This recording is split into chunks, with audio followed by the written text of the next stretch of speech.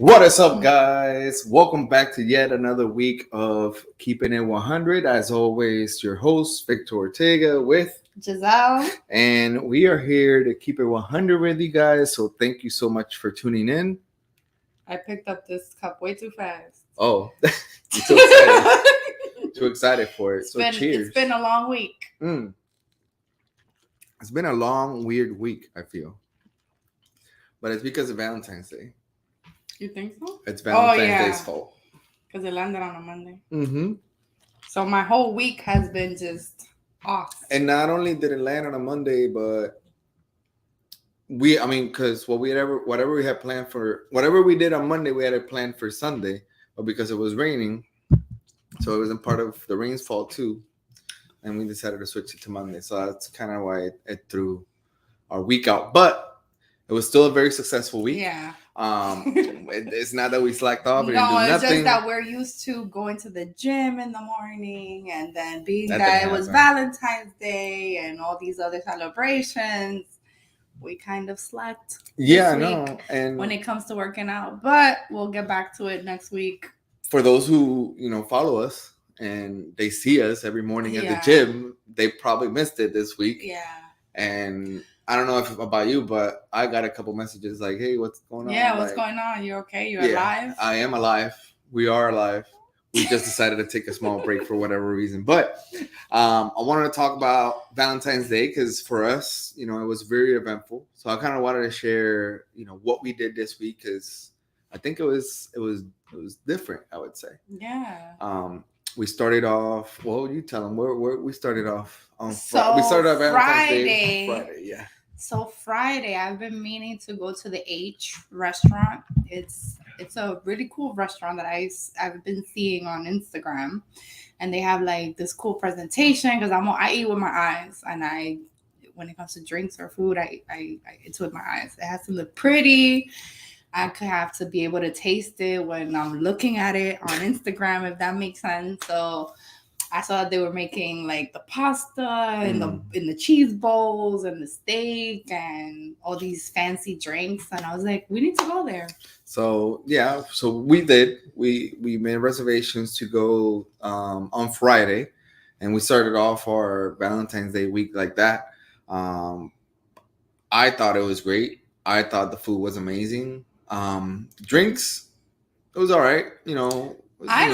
I like my drink. Yours tasted a little bit weird. No, mine had like a weird olive, I guess. A weird olive? I don't know what it was. It was weird. It had like two.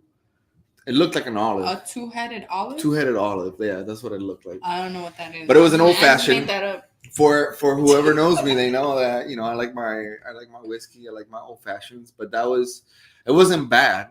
But I'm saying I've had better.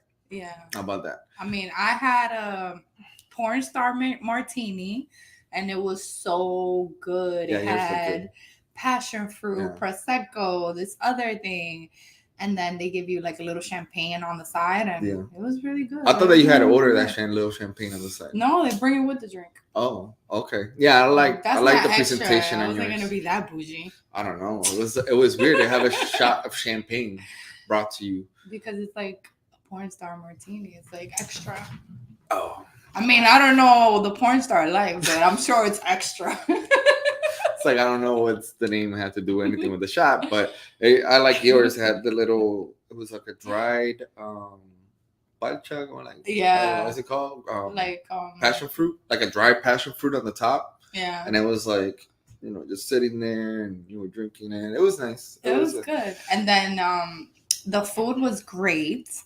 I just feel like restaurants, when it's like Valentine's Day weekend, everything is so packed. Yeah. Everybody's rushing you. Like, she brought the check too fast. Like, and then they hit you with the no rush, but you feel that rush. No, but it was really packed. When we got there, you even have to make a reservation. By the way, you can't just go there and show up and say you want to sit down and eat. You have to make a reservation. Yeah. You have to, even if you want to go to the bar, just sit at the bar, you have to make a reservation.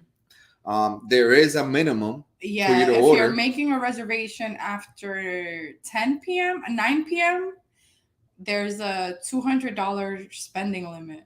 Is it For the 200 or couple. 100? Oh yeah, 100 For a per person. couple. Yeah. Yeah, it was $100 minimum spend per person, which it probably could be easily attainable with a couple drinks and food, Yeah. and probably an appetizer. But like just be aware of that because some people like me, I like to just show up to places and just like ale house for example. I mean, I don't know. Maybe if you go there early and you sit by the bar, Maybe I don't know, but it's up to you to guys find out if you Yeah. want to. But call ahead. But Yeah. I definitely recommend that place, just not for like holiday weekends, like It was packed. like Valentine's Day, Mother's Day, those type of Like those there type was of holidays. literally 1, 2, 3, and then there was us three in the middle, like couples, and then there was like a bunch of tables around us. So we were surrounded by a lot of people, and Yeah. the waiters, the people that are making the pasta, the cheese, are walking around doing this whole show, and it's nice. Everybody tries to pull their phone out, Yeah. try to record. I was trying to record other people's food. It didn't work out. I was like, But well, I had. Ooh, I forgot what I had. You had It was some potato. It was potatoes with a steak. A steak, the New York strip steak. Oh yeah.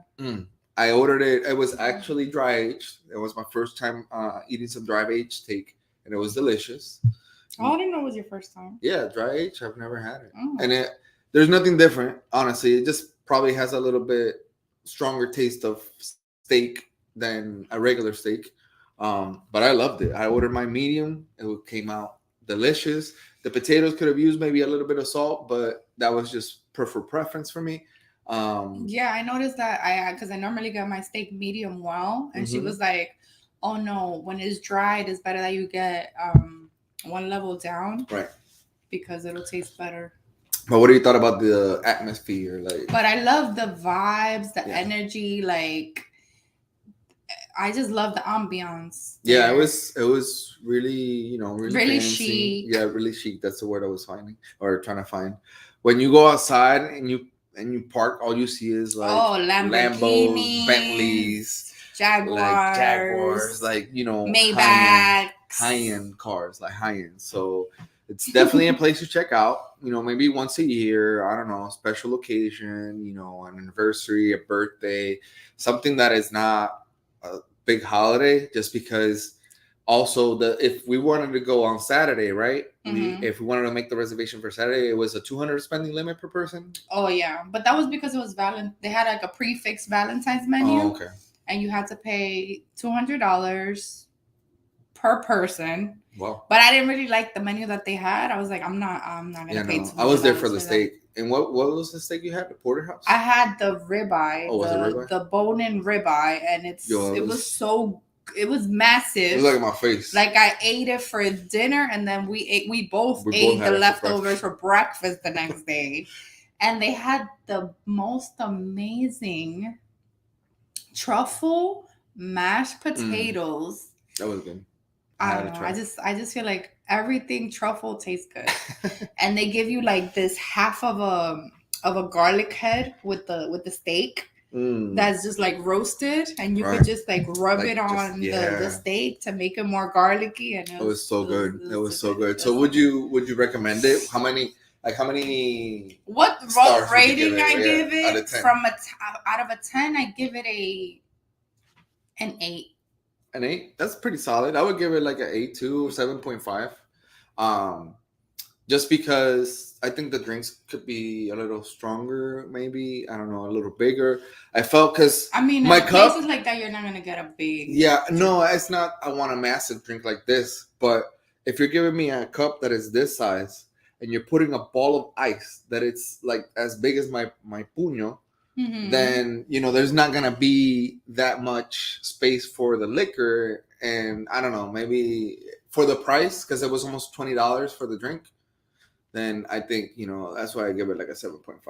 Oh yeah, I mean he loves Ale House. Would you go again though? Trying. You can't compare. Yeah, no. Apples with oranges.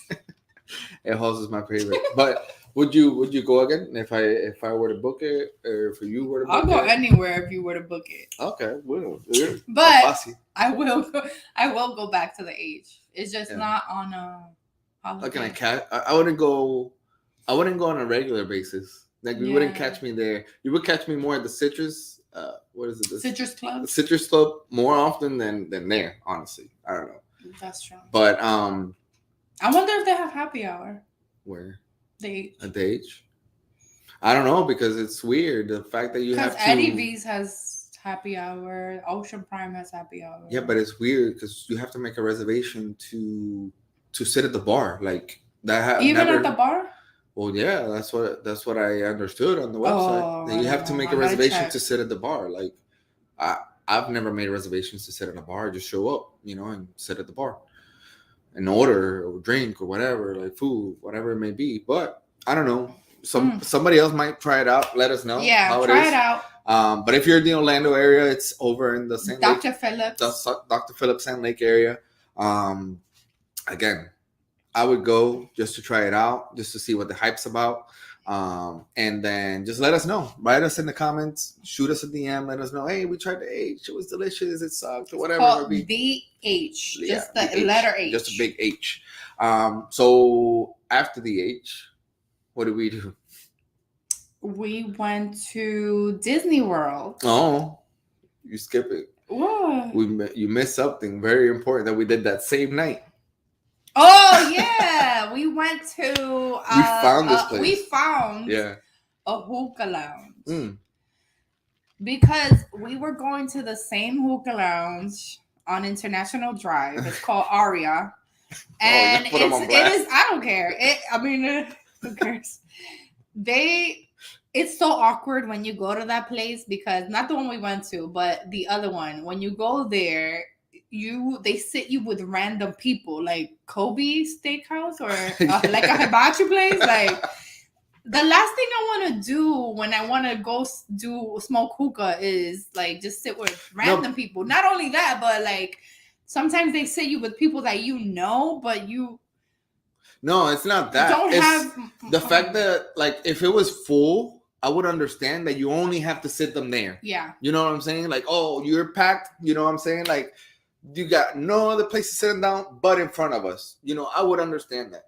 But when the place is empty and you're just enjoying your hookah with your friends and it's a small couch and it's a small area and then everything else is empty, you want to sit them right in front of us? That's just very weird. Like I went the other day with Victor's cousin, who is Jasenia. Shout out to Jasenia. My good friend. Like a sister. And we went there, to have a good time, have some drinks, whatever. And they sit this couple right in front of us. And it's just awkward because you're there having a girls' night, but then you're sitting right across, right there from a couple. And it's weird. You're literally breathing their air. Like breathing their air. Like they're probably wanting to have a alone time. Right. Or the girl's probably, a little insecure or whatever. I don't know. It was just weird. No, but like the place that we found was named Cosmos. Yes. Thank God. It was named Cosmos. It was on International Drive. It was, I'm gonna say, it was past the Orlando Eye on International Drive. Yeah, if you're going like a north. Very touristy area. It's a very tourist area. But at the same time, the vibes there were awesome. Like the music was on point. Everybody was happy, having a good time. They don't say you in front of people you don't know, right? Or next to people you don't know. And it's like there was a lot of tourists, which tourists they are having fun. They're happy, so they're very friendly. So they don't care, especially when there's alcohol involved. Especially the DJ was good. No, like, the DJ was like I know he's from New York. Probably. Because I think the owner's probably. He was shouting out New York a lot, and it was good music, like good mixes. Good mix, yeah. We even danced at they had bachata, reggaeton, hip hop. I'm sorry. Like pretty much everything. Salsa they would play, and then they would shout out Puerto Rico, DR, New York. It was like, a really, really good time. Even the people there, the guys that sat next to us, they were really friendly. Yeah. They started giving him drinks. Yeah, they started, giving me drinks. Offering him their hookah. Yeah, like these two guys were from Alabama, right? One of them was from Alabama. The other one was from Louisiana. And they were both here visiting. They never done hookah in their life.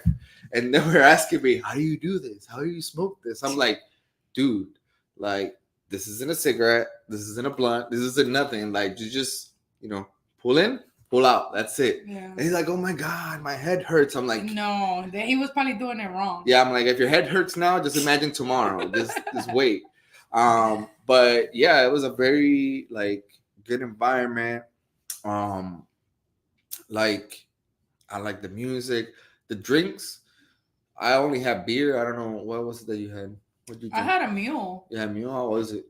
It was good. Like, it was. Like, it they was... even gave it to me in a mule cup. Oh, okay. I don't remember that much because I was really having a good time. But it was good. Because normally when you go to hookah places, they give you like wine-based alcohol drinks. Yeah.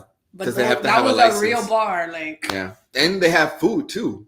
Oh, yeah. They had food. wings. They had but wings, we were burgers. Full. Yeah. They had wings, burgers. They had combos that if you wanted to have hookah drinks and food for like 2 people, 4 people, 6, they had different price points. And I after that I followed them on Instagram, and they have promos every week. They always have something going on, so I'm pretty sure we'll go again. That sounds like a good place. Yeah, I'm pretty sure we'll go again. Okay, sure. I mean, I don't know what to say. We'll probably go again. But the only thing that I have to complain, and I don't know why I didn't look at the receipt, was that I only had maybe 2 beers, 3 beers tops, and you had maybe 1, 2 drinks.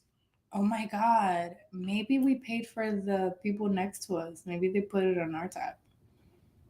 Did you think about that? I never thought about that. Yeah, since we were drinking together, and they left before us. Oh my God! I'm not even gonna do this out loud. But. That's what I'm about to say. Is like it was a little pricey for what we had to drink because it was only 3 beers, two drinks for you, and then the hookah. The hookah was only $30.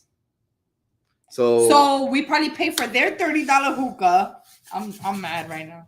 They got it. If you're watching me, wow. If you're the guy from Louisiana and you're watching me, I'm gonna track you. Wow. They were smooth with it. Wow. I'm mad. Wow, we fell for the tourist trap. Wow, no, you did. Wow. I don't know why I didn't ask for the bill, like itemized bill. And you told me, you're like, why is it so much? I'm like, it didn't look like it was gonna be that much. I guess I'm balling on a budget because I'm like, swipe that shit. Wow. Be out there. So let's not check what the hell is going on. Wow. I hope you have that. If you're watching me and you were at Cosmos last Friday. I mean, we can't blame it on them. You gotta look at the receipt. You were smooth. But if you did what you did. Anyways, I think we would go there again, after we figure out the bill situation. Yeah, after we figure out what really happened, what went on. Because, like I said, I was having a really good time. So... No wonder.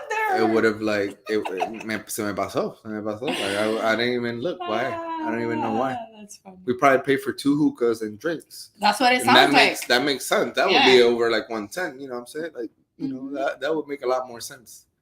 Huh. But anywho, I can't believe we figured this out now. This is what happens when you are live. But anyways. That was Friday. So we had a very eventful Friday evening. Not only that, but before that. Manuel. Oh, Manuel. Una guareta. Yeah, that's probably what it was. Una guareta on the drink that I had on the H. Guareta. Yeah, it's like when it's 2 on 1. Like you have 2 heads instead of 1. But anywho, what was I gonna say? It was a very eventful day because we had tacos like a couple hours prior. We went to the we went hour. to happy hour that same day too with Yesenia, and then we had some tacos that were amazing from Black Rooster. If you guys have not been to Black Rooster downtown, that spot is amazing too. Yeah.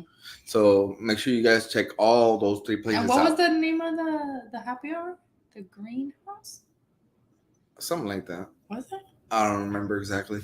I think it was called the Greenhouse, but it's a bar and it has a lot of plants, so I think it's called the Greenhouse. It was really nice. Yeah, they don't have food, but they let you bring the food from next door. So. And that was a game changer right there because that food, those tacos were great.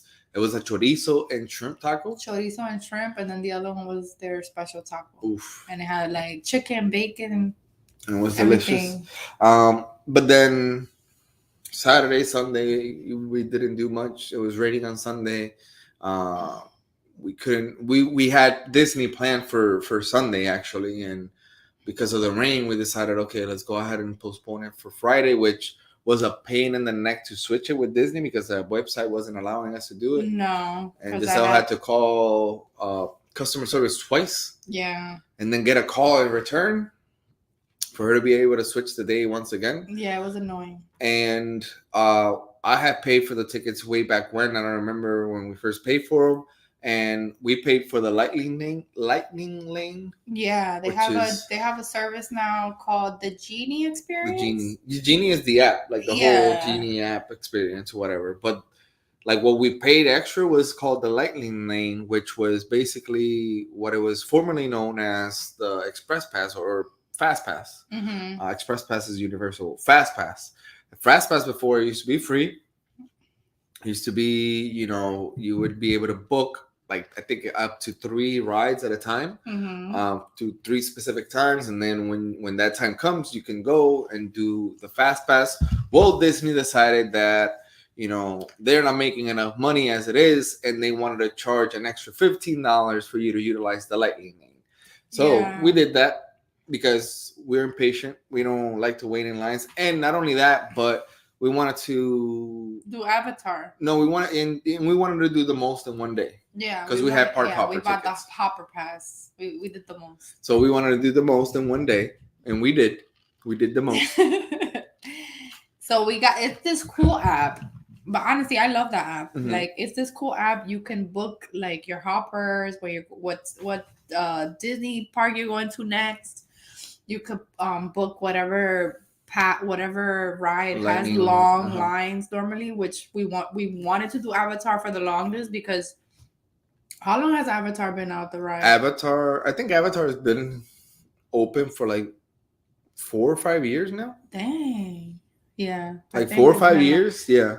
And I've never been. I've been to Disney many times. I started going to Disney back in 1997 when I was 7 years old. And I went multiple times throughout my childhood. And then as an adult, I went because I have friends that worked at Disney. Mm-hmm. I used to get free tickets when I worked at Blue Green.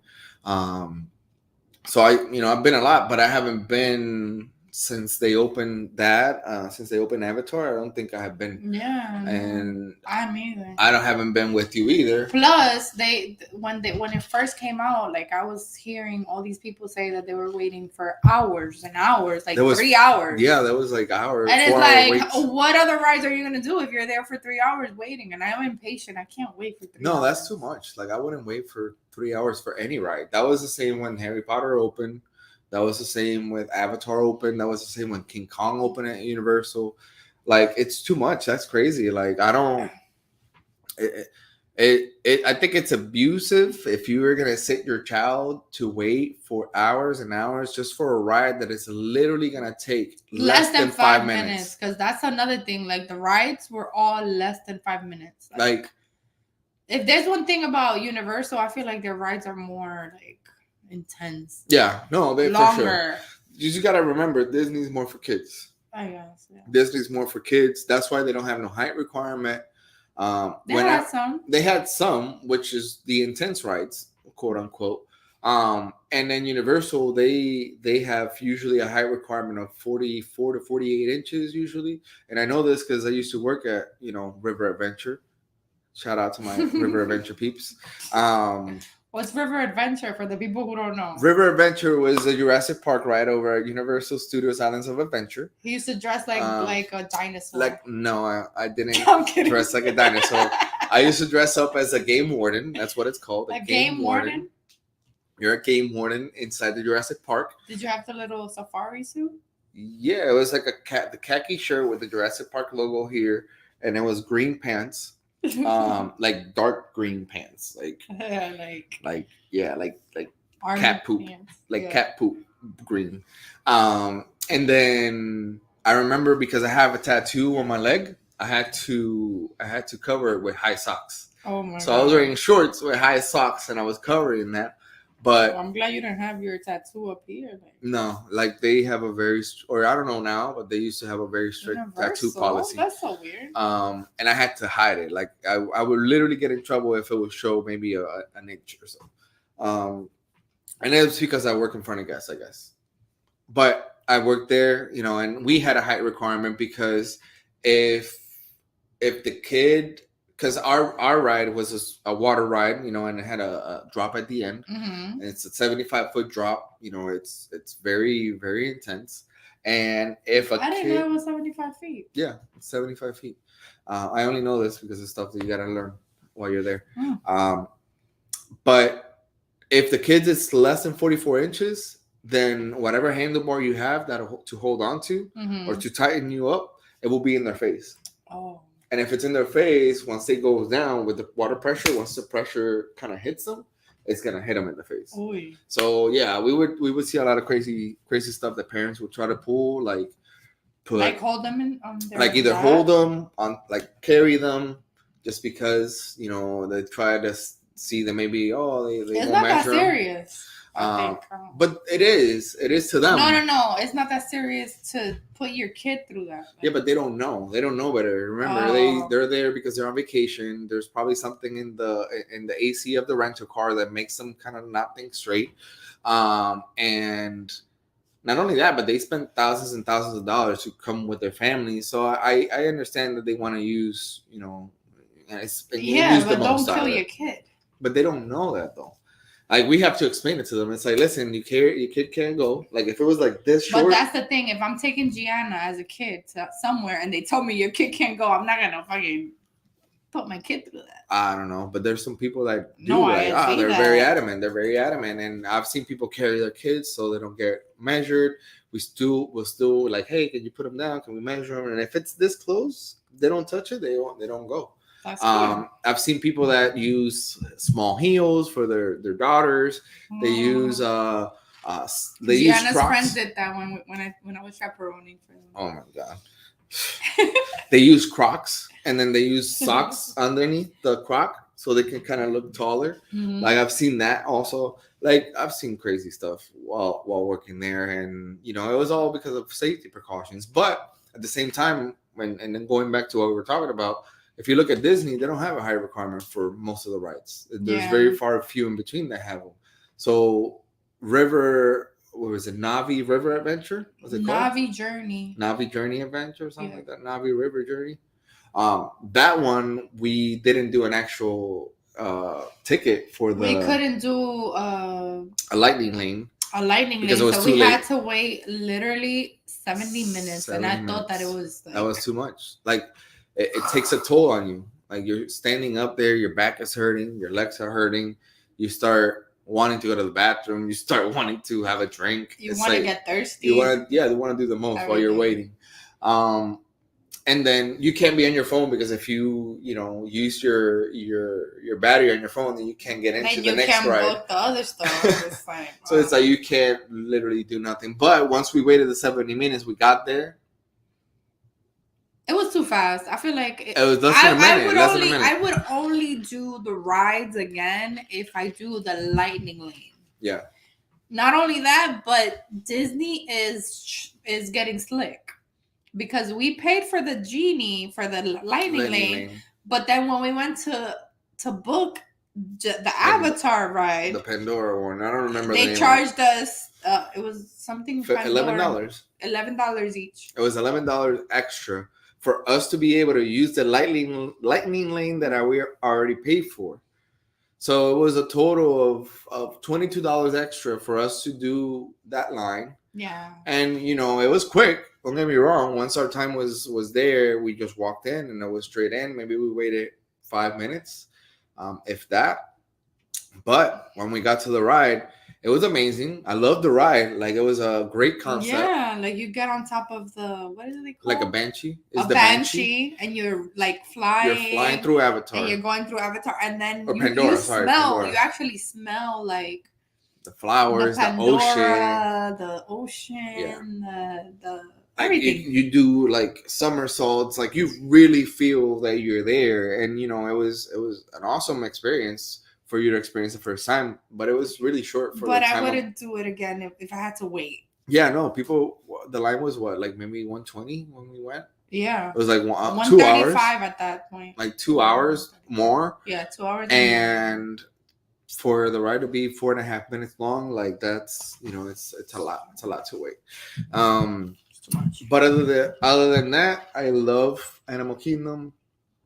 We did pretty much a lot. We did a Yeah, lot we of did that a park. lot in Animal Kingdom. Then we went to Epcot. Epcot. That's his favorite. Yeah, that was my favorite part of all time.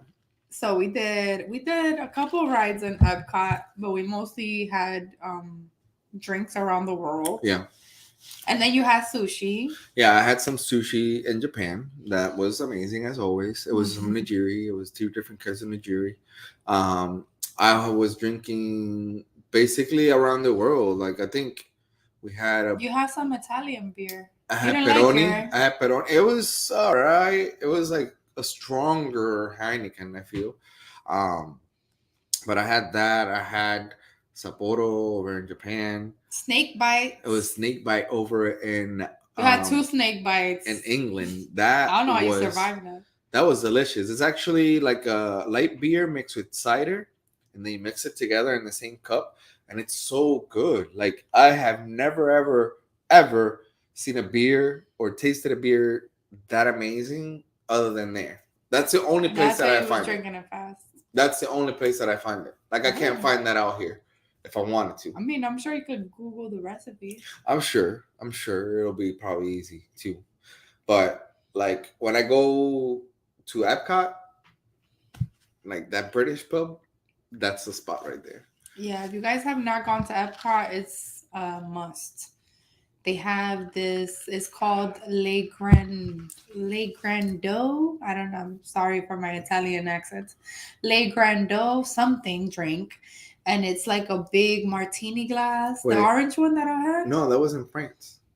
That was in France. Yes. Oh my bad. You had something else in. It was like you had like a martini or something. No, I couldn't have anything there. I mean, yeah, I did. It was a sangria, Italian sangria. Yeah. But it was mixed. Don't get that.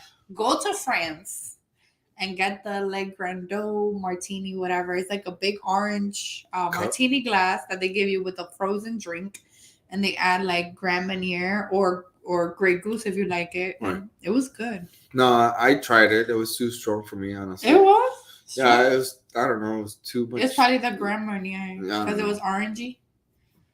Yeah, but it wasn't as strong as the snake bite. No, you didn't try the snake bite. You don't know what that is. I've had it before when I could drink beer. No, it's not stronger than that. So you can taste your liquor on yours. It's like this drink. Because they added it as a float. Yeah. So it already has inside, right? And then they added more. Mm-hmm. Anyways, but we did Epcot. We ate and drank around the world, or at least we walked around, and we noticed how the ball, like the Epcot ball, was changing colors. I don't remember it being like that when I went. It's because it's been a while since we went to Disney. Yeah, but like it's probably been happening for a while, but I don't know. We've never seen it. But it was awesome. They had to switch to different colors, and we'll make sure to post the pictures on Instagram. Make sure you follow us if you're not following us on Instagram. Yeah, I liked it because it was something new. Like I just feel like it's experiences are what life is about. Mm-hmm. Like I'm not like a gift person. That's not my love language. I like spending quality time. So the fact that we went out and we spent that time and we did something new, I like that because it's like those are memories. Right. If you get me a gift, it's like, okay. And then you put it aside the next day and just forget about it. I like experiences. Yeah, me too. Then after that, we continue walking because that's one thing we did that day. Oh, yeah, Magic Kingdom. We walked. So we went from Epcot. Actually, sorry. We went from Animal Kingdom and we took the bus, right, to Epcot. And then from Epcot, we decided to take the monorail. So we took the monorail over to the ticketing area. And then from the ticketing area, we had to transfer to a different monorail. We got into that different monorail and we went over to Magic Kingdom. Once we got to Magic Kingdom, we had to go out, show our tickets again. There was a lot of people coming in at that time because of the fireworks. Of the fireworks show. It was at 9:00, right? Yeah. And we got there probably 7:30ish maybe. It was already dark. When we got there, we got in. We decided to take some pictures in front of the 50th anniversary because it's the 50th anniversary of Magic Kingdom, I believe. Yeah. I don't know if it's Disney World's 50th anniversary or Magic Kingdom. I don't know. I just know. I think it's part Magic Kingdom because the others are not that old. Yeah, I don't know. I don't know. There's the 50th year anniversary of something at Disney or Magic Kingdom. But when I first went to Disney in 97, that was the 25th year anniversary. And I don't know if you guys remember who you were watching me, where they had the castle made out of cake. Oh, I remember. Yeah, that's from baseball. Oh, it hurts. No, not anymore. But they had the castle made out of cake. I don't know if you remember that. Oh. It was the pink cake castle. Damn, I didn't see that. I didn't go that early. I went that early. That was the first time I ever went to Disney. I remember vividly going to that trip. I remember having the little dog tag, the little leash. You told me about the leash. I had the leash right here just in case I escaped. He was one of those kids. I wasn't one of those kids. Oh, you were. My grandparents were those type of grandparents. Oh my God. So I had that leash, walking around like this in Magic Kingdom. But I have fun, I have fun.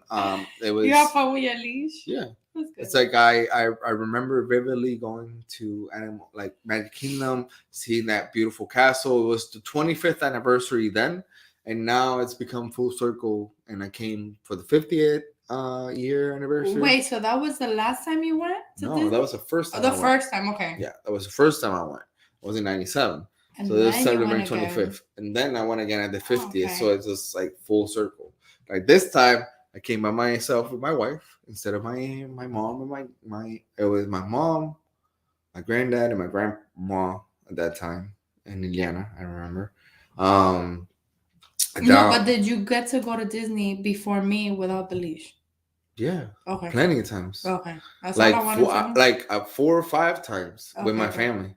My family took it upon themselves to go every summer. That's nice. Yeah, it was amazing, but you get bored after a while because you're seeing the same thing.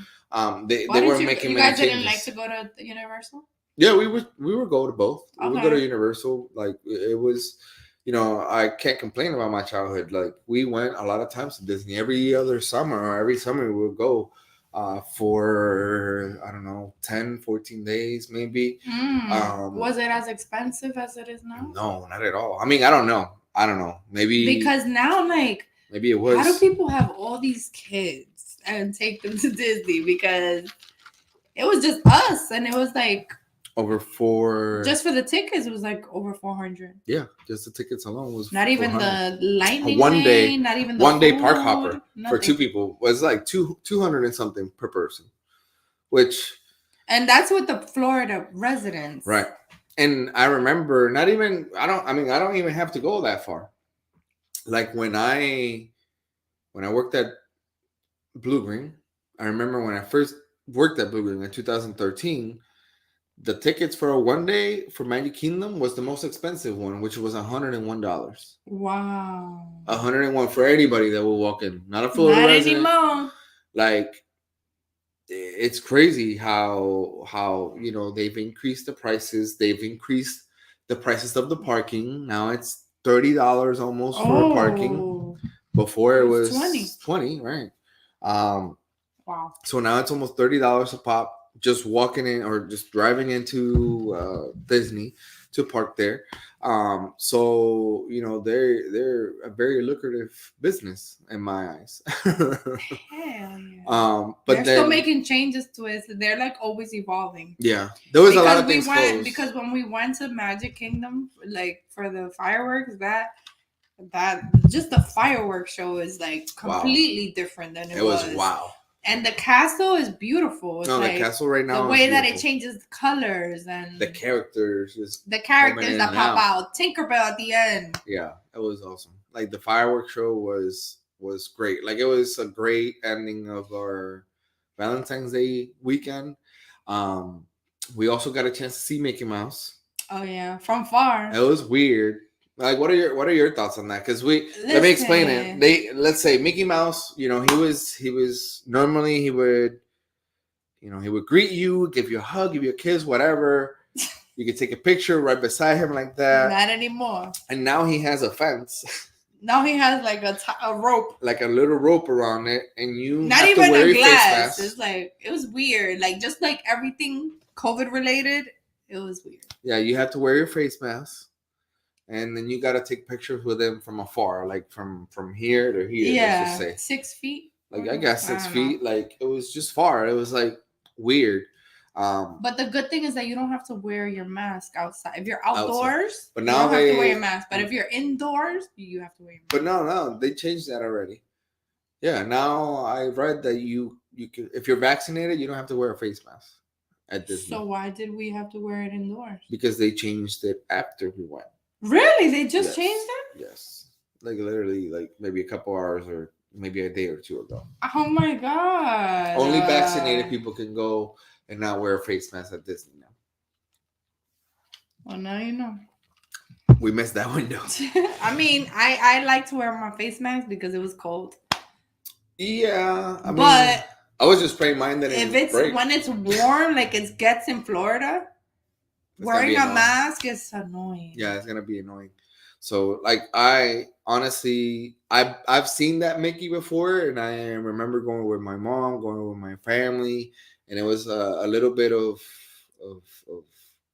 a reminiscent moment for me because I got a little emotional when I walked in and did the line too because yeah, because I normally don't take pictures with characters. Yeah, I did it for him. Yeah, no, I remember doing that. You know, what is it?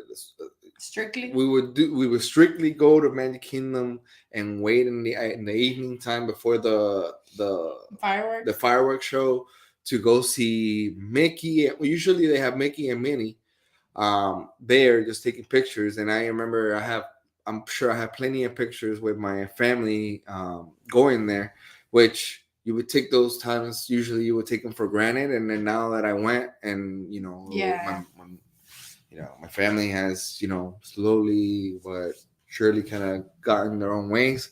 Like it was a little heartfelt for me, so it was like a feel good moment for me. It was weird because you couldn't like touch Mickey or take a picture with him, but like going up to in front of the castle, watching the castle change to all the different characters, Moana, like it was weird because before, you know, we had the old characters like Beauty and the Beast, Pocahontas, like, and then you have Encanto, Toy Story. Now there's Encanto, Coco, there's Moana, there's Frozen, there's like there was so many characters that I don't even know. I'm like, who's that? I'm like, oh, it's like bring me the old characters. Yeah, I know. Bring me the Frozens and the don't let your age show so much. Don't let your age show. But I'm old and proud. Other than that, it was a great time. Like I was tired. When we looked at our watches, we had walked maybe like 10 miles throughout the whole day. Yeah, like my watch kept telling me that goal achieved super early because we were walking so much. What? Swallow the ice. Oh, my bad.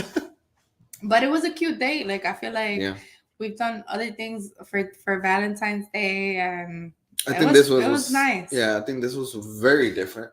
Because we've been to Universal, we've done, you know, other stuff for Valentine's Day. We've been to restaurants, but this was different. Like I honestly want to go to Disney again. I kind of want to get the season pass if they start selling them again for whatever reason. But you would like that over Universal season pass? Yes.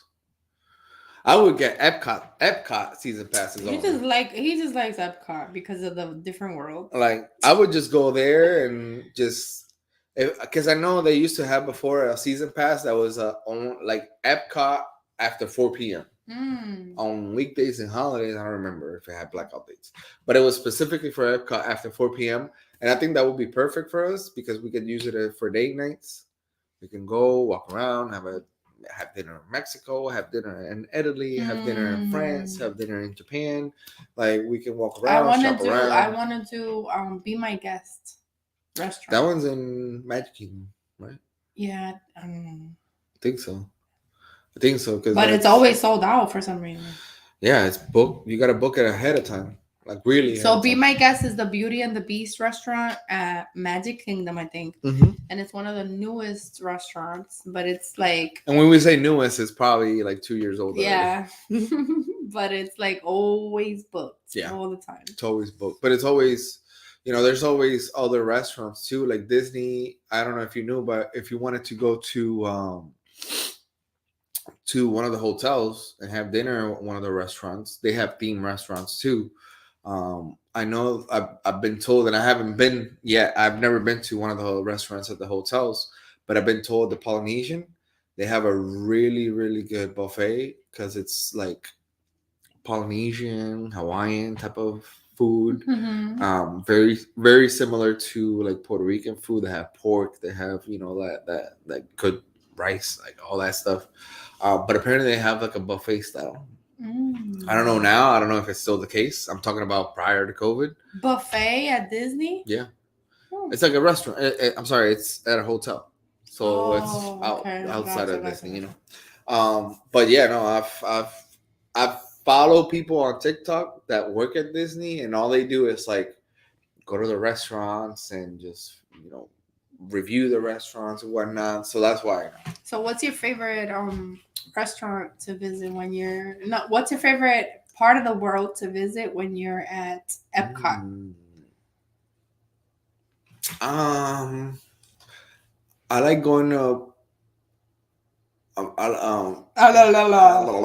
like going to England. England. Yeah, and getting is that where the snake bite is? With the snake bite, yeah. I like Japan because I like going around eating sushi. I like eating the sushi. I like the sapporo, maybe some sake. Depends how I'm feeling that day. Which I don't know why we didn't do hot sake because it was cold. I guess it was warm still at that time because it got a little warm after. Little bit. And then Mexico is always a great place. I love Mexico. You mentioned like 5 countries. No, that's my top 3. I think those are my go-to that I know I'm either gonna eat, drink, or buy something. Because when I go to the Japanese store, like it's, I don't know, I love it. They have like anime, they have Pokemon, they have. Is that where you went in and it was outside? Oh. They have chopsticks. Like I was this close to buying chopsticks this time. I'm like, ooh, let me buy these chopsticks. And these will be my chopsticks for everything. I'll take them to restaurants. I'll do everything. Well, my favorite is France. I like Japan a lot. And Mexico. Yeah. No, I mean Mexico is a given. They have we didn't do that. Oh, they have the tequila place? They have a tequila place and they have a flight of tequilas. And that I remember having. I can't do that. No, I mean you say no now, but when you see it, the shots are small. Now because the shots are like this. But it's different types of tequilas? Yeah, it's like different types of reposado tequilas. Like you got the like dark, white, like it goes like that. But it was that reminds me of like Mexico tours. When you go on cruises, they give you like tequila. But are they big shots? Probably is. Yeah, and when you go to Mexico, they that I can't do. Like that I lot. wouldn't be able to do because that would be too much. But the small ones I did. I didn't do it this time because of the line. The line was too long in Mexico for drinks. So would you recommend Disney for like a date night? Like a date day? Of course. Absolutely. I would too. I didn't think I was going to like it, but I was like, I loved it. It depends on what you're into, like there's some couples that like us that we rather have experiences and do stuff together than rather gift each other chocolates or bears or purses balloons, or whatever. Yeah, something that you'll probably use for maybe a couple times and then just forget about it. But if they're into it, if they like experiences, then absolutely. Like I would suggest it because every time is different. Yeah. Every time you go is something And then different. I mean I don't know, maybe I don't know, we're old or whatever, but like normal couples, they go to Disney and they experience the parks and then they end it at Disney Springs. Mm-hmm. Yeah, they do that, but we were too tired. No, we were too tired. When we got out of there, and we managed to It was get like through the our crowd. car.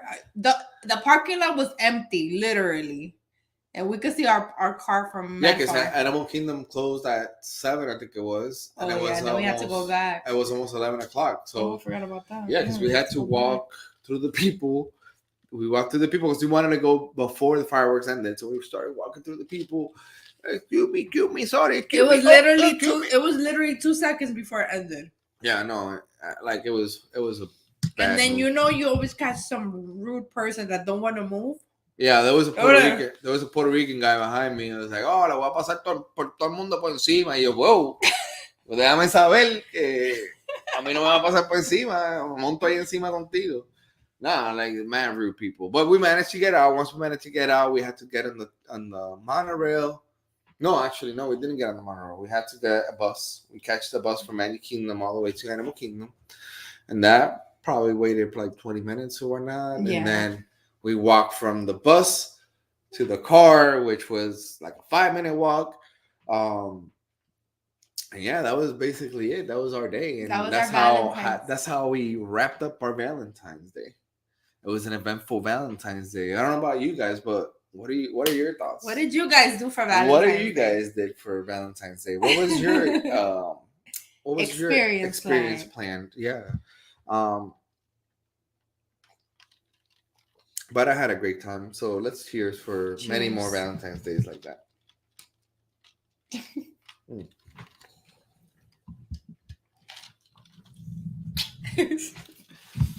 All right, let's take it down to real estate now, because we had to work also, guys. Like we didn't just go to Disney. You know, we worked this week, even though we missed the gym. Yeah, we didn't miss work. We had a closing right before our age celebration. Yes, we had a closing, so we were representing the sellers. Congratulations to them. So we listed the house. We listed this house in December. I think it was the second week of December. And we listed it at $290. Yep. I remember. And immediately, right after we listed it, just within 24 hours, we had multiple offers. Ooh. I remember somebody threw in an offer without even seeing the property. Oh yeah, like 2. And at the end of it, we had like over 24 offers, and we accepted an offer. Just one. We accepted an offer that we ended up canceling. But we didn't end up canceling. Well, we had to cancel. We had to. We didn't want to, but let me tell you something. If you're a lender, if you're a real estate agent, if you're a professional, period, and you have to lie in order for you to get something, then that doesn't make you very professional. Yeah.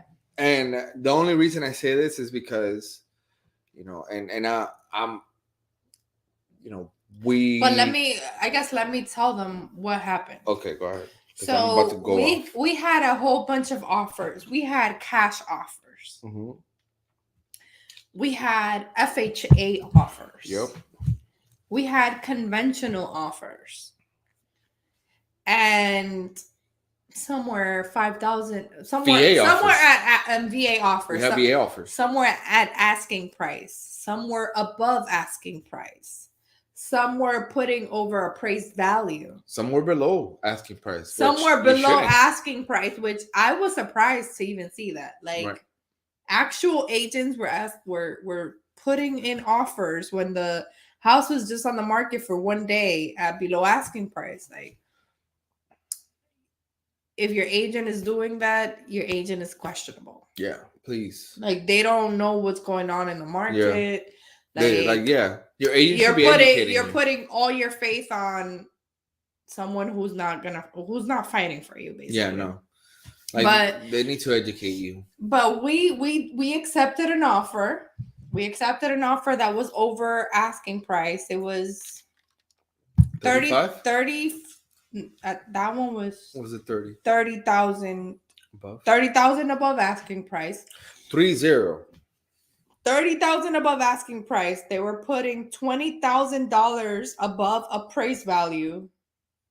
So if the house appraised at whatever price, they were going to put $20,000 cash to cover the gap. Mm-hmm. And I was like, okay, this is perfect. This is a great offer. I went ahead and did my due diligence as the listing agent that I am. I called the lender, had them on the phone. They said that the buyers were overqualified and they had all the money in the world. And we're ready. We're going to close in less than 30 days and whatnot. I was like, okay, awesome. Sounds great. Sign Sounds the like a winner. contract. Our seller signed the contract, whatever. Then all of a sudden, they go MIA. The lender goes MIA. The listing agent goes MIA. Don't know what's going on. They did do the inspection. Everything came up great because it was almost a brand new house. Brand new home. But when it came to the financing, I guess the borrowers, the buyers, they weren't fully pre-approved. Yep. Like the lender said, because she wanted to close a loan. Right. She was all excited. And it's like when you're just looking out for yourself, you hurt others, you're hurting your clients, you're hurting us, you're hurting our clients, and it's like a waste of time. But thankfully, we had a backup offer and we accepted that backup offer. It was just $5,000 below that one. No, but it was still a really great profit. And that client, I remember the listing agent or the buyer's agent telling me she doesn't want any other house but this one. And she didn't want to see any other one because she knew the one we closed. Because she knew this one was gonna be the one for her. And it ended up being the one for her. Yeah. I mean, when it's the second time, you don't know what to believe. But we put our faith in this one and it went good. Oh yeah, we managed to close. We had to kind of put a little bit of. This one was 25,000 over asking price. So for you homeowner out there who's thinking of selling, just so you know, we specialize in getting a premium for your home, because we know how to market the property properly. We know how to price the property and filter out those offers that may not be as strong or may not be as serious as the ones that you would like, because it's not always about the highest price. You also need to make sure that you get the best terms in your favor, whatever it may be, because we also negotiated time for our clients, right? Yeah, so we were able to negotiate our clients to stay in the house after closing for 10 days. 10 days for free. For free 99. So there's a lot of things that go into accepting the right offer. It's not only about the price. Right. There's a lot of realtors out there. I feel like there's more realtors than there are houses. Oh yeah. Oh. So there's over a million realtors. So anybody can give you a beautiful offer. Right. But it's really gonna close? You to figure out, is this person just serious? A pretty offer, or is it serious? Right. And we can relate because we're buyers agents too. We help buyers too, so we can relate when it comes to putting a strong offer and having the right team to make sure that your offer not only gets accepted, but it gets to the closing table as well. So that way you get the dream home that you always wanted. Yeah. So it all comes down to. Yeah, it's not only about the price. Anybody can give you an offer for like, $50,000 above asking price. Yeah, I can write it. But is it an FHA offer? Not only that, how long is the inspection period? Right. Because you can get a high offer, but let's say the inspection period is over 10 days. You're gonna be held hostage to a contract for all those days. Right. And you don't know if they're gonna back out during that time, and then you're back to square one. So it's a lot. The inspection period, the escrow amount that they're putting is very important. Right. The time that they're gonna give to the financing period, the time that they're gonna close. Right. And not only that, but the appraised value. Because if you're coming in with a loan, then the bank is going to want to do an appraisal on the home. So right Yeah.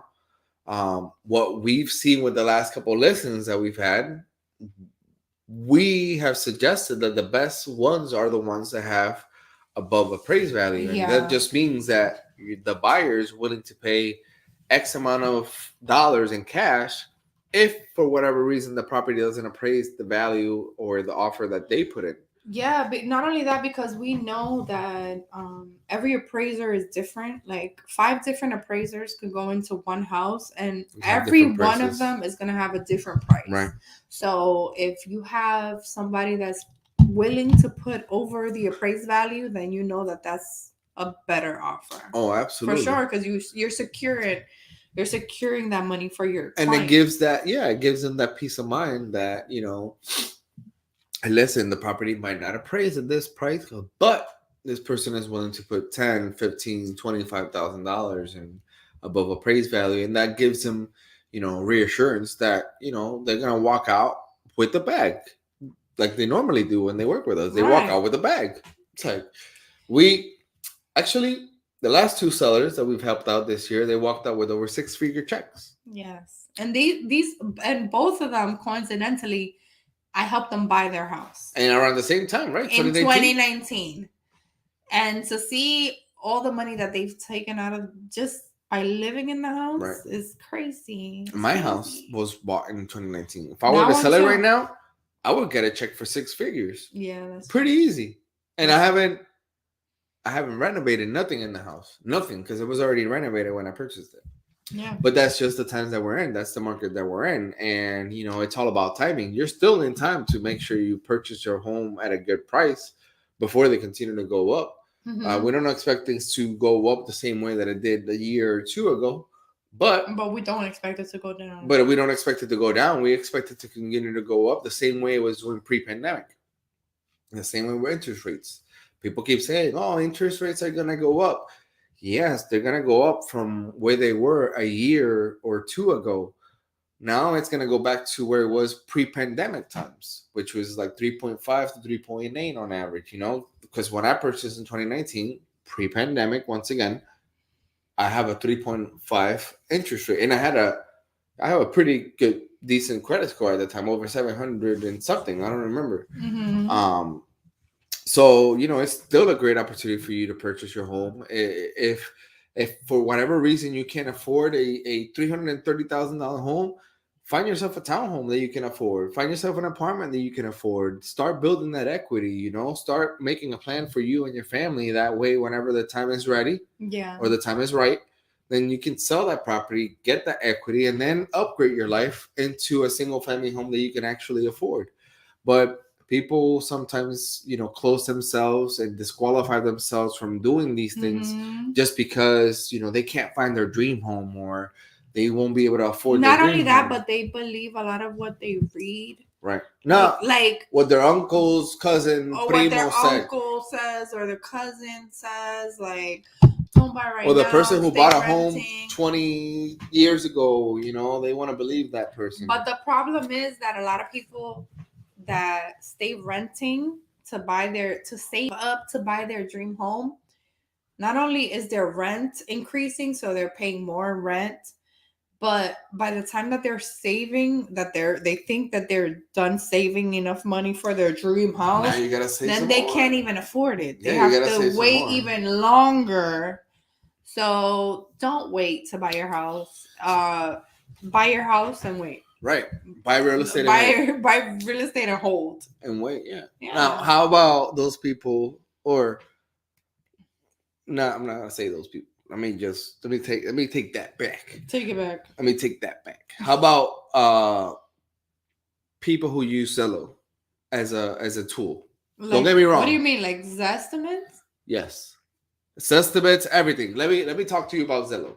Zillow just lost billions of dollars last year, because they went on a buying spree. Yeah, they went on an investor venture. And they bought, I don't even know how many properties. Then now they can't sell them for a profit, basically. They can't. They basically can't. Because they bought them at value and or or above over value. above value. Above value, they bought it. Now they can't make a profit, so they lost billions of dollars. But that's Zillow as a company. Now let me tell you Zillow as a tool. Zillow as a tool, yes, for you the consumer is a very easy tool for you to use. It's very user friendly. Mhm. You go Zillow.com, you put the address, it looks very nice, it looks very appealing, it's very easy for you to manage. But Zillow is a marketing tool for realtors. I don't even know if I'm supposed to be saying this right now, but I don't care. Okay. I don't care at this point. It's a marketing platform for realtors. So realtors pay Zillow on a monthly basis, Yep. or they have different plans now so that they can be promoted, so that their picture could be on their website. Right. And so every time you search like a zip code or anything, you're gonna see like three faces, top three, or five. I don't know how they work now, but you'll see like different realtors that you can just click on. Right. And that's a way to have realtors promote themselves. Right. But so it's a marketing platform for us realtors disguised as a platform for you buyers out there. right. The same way McDonald's is disguised as a fast food company when in reality they're a real estate company.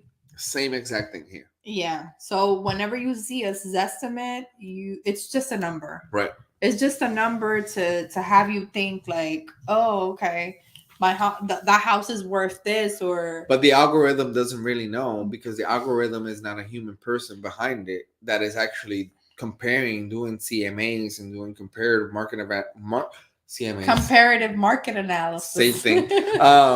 It's not a human doing the CMA behind it, and even the same Zillow owner, when he decided to sell his house, he couldn't sell it at the estimate price. Was wrong. Because it was wrong. Because a computer may be more efficient and may be quicker than a human brain or than a human person. Yeah, but a computer is not.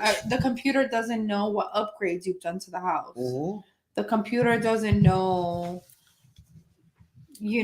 how much you owe on the house. The computer doesn't know how much your neighbor just sold the house for. Yeah, they don't know. So there's a lot. Like, they gather the information from public records, but sometimes it takes time for the sale to show up on a public record. So they wouldn't know that your neighbor just sold the house for X amount of dollars or whatever. Yeah. And they don't know that you have the perfect location to do this or that, or a cul-de-sac, or they don't know those like small details that make a big difference. Make a big difference when it comes to the value of your house. Yeah. So why is it important? And I wanna ask directly to you who's watching this. What? Or I guess I want to ask you for you to tell them, tell them. Why is it important to hire a real estate agent or a trusted real estate agent? Because you got to trust this person. At the end of the day, it's your equity. You work hard for your equity. You work hard to pay for your down payment, your closing costs, to get your home and get your family set up. And if you decide to sell your property at this point, then you need to trust that person is going to make the best out of the equity that you already have on the home. So why is that you need to hire a trusted realtor? Listen, I know that your sister just became a realtor. And that's your sister. That's your blood. What can I tell you about that? But damn, we went there. Your house is one of your, if not one of your biggest investments, the biggest investment that you may have. So you want to be sure that you're not leaving thousands of dollars. Not even. You don't want to leave a dime on the table. Yeah, but sometimes it's thousands and thousands of dollars on the table. You want to make sure that you are working with someone who is knowledgeable, who has your best interest at heart, and who knows what they're doing, who has the right designations, who's done this, who has the experience and the reviews. I mean, to back it up. I mean, The results speak for themselves. the results. But I mean, I was also a new agent.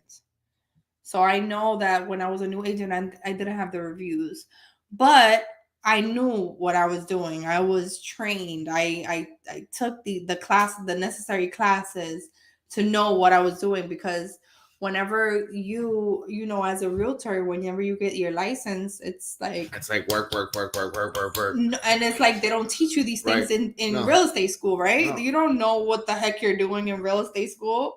They teach you the laws. They not teach to you get in trouble, they just teach you like ethical stuff. not how not to lose, what to do in order for you not to lose your license. Lose your license, yeah. Yeah. So you want to make sure that you're dealing with someone who has your best interest at heart. Your sister might have your best interest at heart. Your cousin might have your best interest at heart. But are they going to net you the most money? Because Right. at the end of the day, it's an investment. This is your business. This is a business for you. Yep. So you want to make sure you're netting the most out of your house. Now, and that why doesn't is it mean- important for you to hire somebody that knows what they're doing? Because they'll have a plan for you. They'll know exactly how to price your home so that the most amount of people see it. Right. And when the most amount of people see that house, then it's going to create competition. Of course. And when you create competition, what happens? The The price keeps going up. People start fighting. And when you want to create that fight, and in all my listings, I create that fight. And period. If you're talking and you're interviewing an agent who is willingly and proactively trying to discount his own commission, that's a big red flag. You then know how you there's should- all these red flag memes? That's a huge red flag. Because, and let me tell you why. Let me tell you why it's a red flag. I understand that you don't want to leave a dime on the table, and you want to make the most out of everything that you've worked for and your equity, and you should, as your right, because you have worked hard to get the home that you have right now, and for whatever reason you need to sell it. But it is a red flag, because if that person is willing to negotiate their food, their bread and butter that they bring over to their family to feed their families, pay their bills, to pay their mortgage, to pay whatever it is, then what do you think they're going to do with your equity? Do you think they're going to work hard for it? Do you think they might be able to discount it a little on the price just because they want to close on the sale?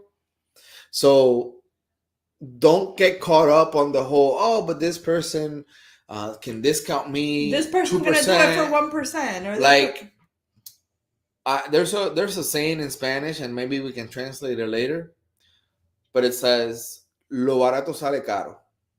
What's cheap ends up being Expensive. At the end.